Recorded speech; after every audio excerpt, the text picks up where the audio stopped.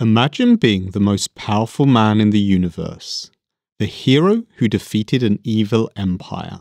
Then imagine realizing you've become the bad guy. In fact, you might be the worst guy. That's the premise of Dune Messiah, the sequel to Dune, and the basis of the planned third installment of the movie series. But what's it really about? Spoilers ahead.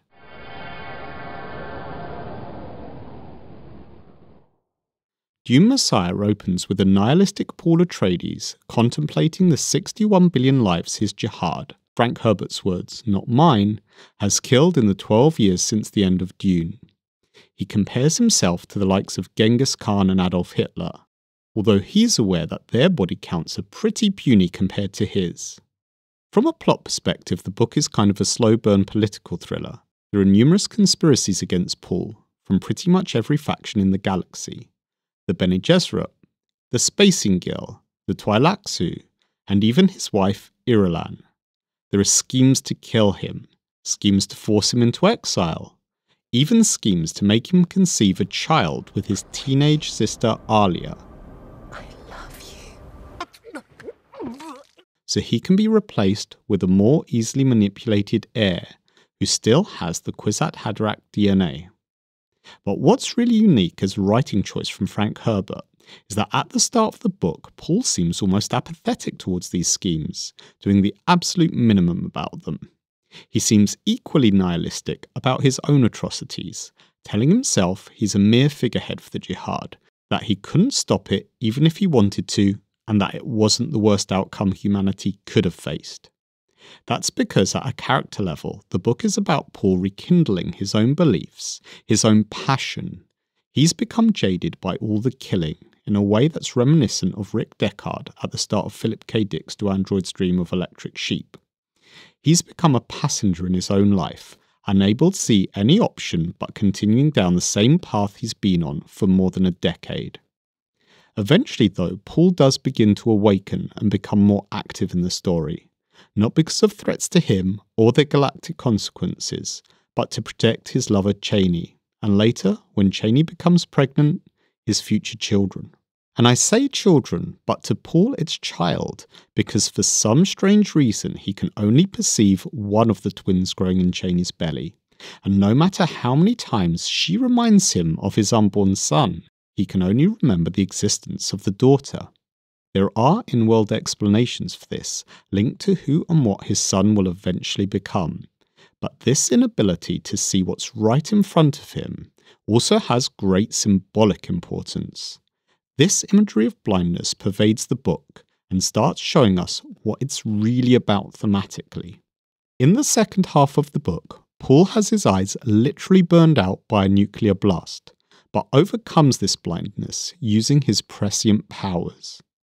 At the climax, he uses this prescient sight and a sudden connection to his newborn son to save the lives of his children. He then sacrifices everything to protect them, choosing to wander out into the desert to die, in the traditions of the Fremen, so the Fremen will continue protecting his family. Frank Herbert always thought of Dune as a tragedy. It's the reason he gave Paul the Atreides name, symbolising that Paul is part of a cursed lineage tracing itself back to ancient Greece. And Dune Messiah is a tragedy, in the literary sense.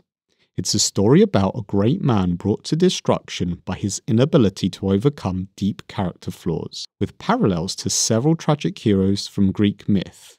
For example, Achilles, who couldn't overcome his pride and make peace with Agamemnon, another Atreides, until it cost the life of his best friend and possible lover Patroclus.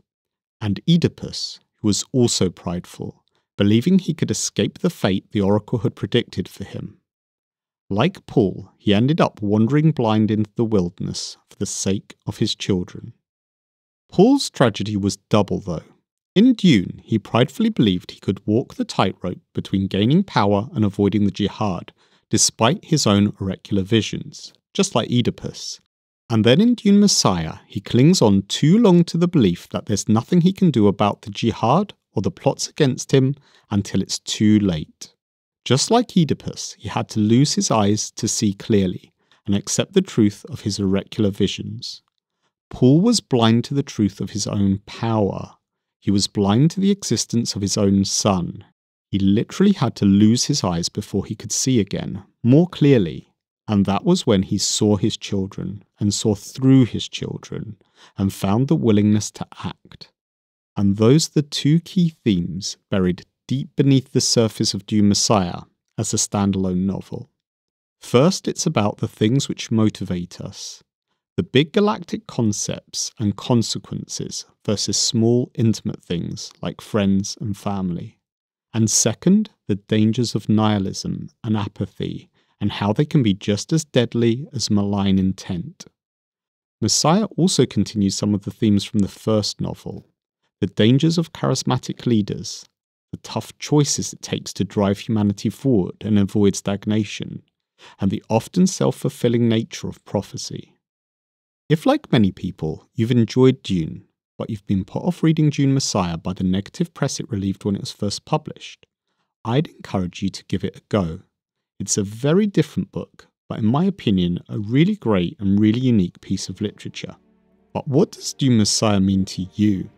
If you enjoyed this video, leave a like, start a conversation in the comments below, and consider hitting subscribe. And until next time, keep writing.